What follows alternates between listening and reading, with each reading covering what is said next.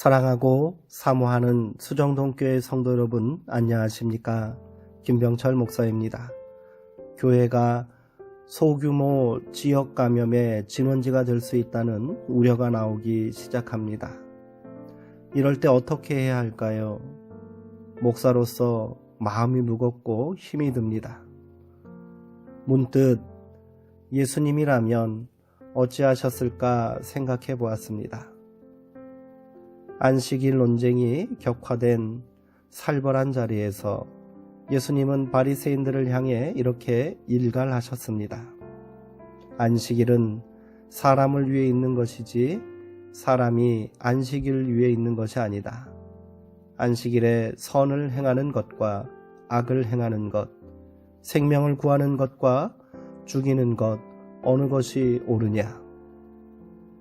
사람들은 잠잠했습니다. 옳은 것을 옳다고 말하지 못하는 자들, 합당한 것을 합당한 것이라 말할 수 없는 그들의 완고함 속에 오늘 우리의 모습이 있지 않나 하는 생각을 해보았습니다. 쉽게 말하고 누군가를 정죄하고 판단할 일이 아니겠지요. 그러나 그 잠잠함이 방관이나 자기 합리화가 아니라 말씀을 깊이 숙고하는 깨달음의 시간이 되었으면 좋겠습니다. 조금 더 인내하고 신앙의 성찰이 필요한 시간입니다. 성도님들 모두가 조금 더 힘내시기 바랍니다.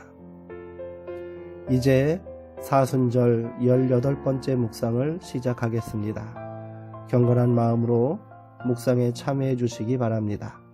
다 함께 찬송가 309장 목마른 내 영혼 찬양하겠습니다.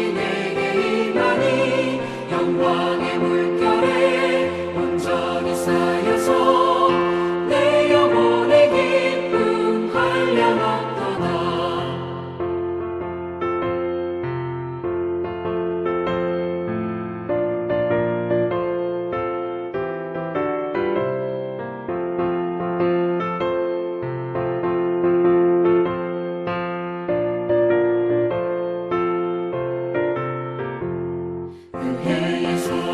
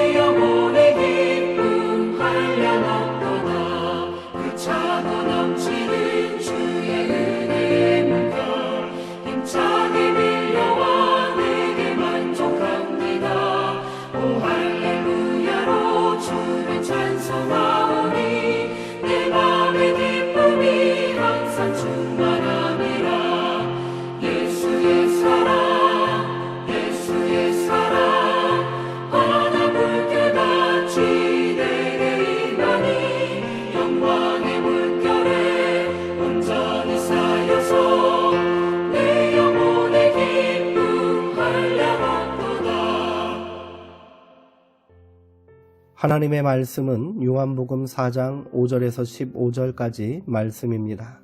신약성경 147쪽에 있습니다. 이제 제가 하나님의 말씀을 강독하도록 하겠습니다. 이것은 하나님의 말씀입니다. 하나님의 말씀에 경청하시기 바랍니다. 사마리아에 있는 수가라 하는 동네에 이르시니 야곱이 그 아들 요셉에게 준 땅이 가깝고 거기 또 야곱의 우물이 있더라. 예수께서 길 가시다가 피곤하여 우물 곁에 그대로 앉으시니 때가 6시쯤 되었더라.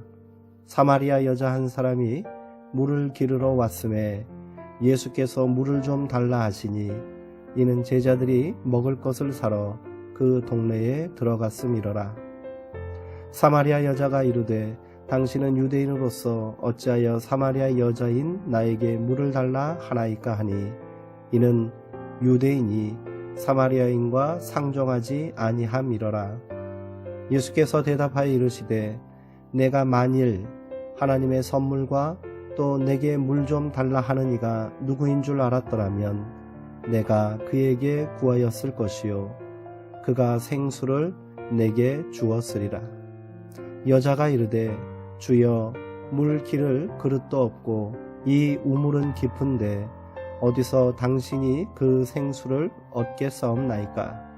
우리 조상 야곱이 이 우물을 우리에게 주셨고 또 여기서 자기와 자기 아들들과 짐승이 다 마셨는데 당신이 야곱보다 더 크니이까.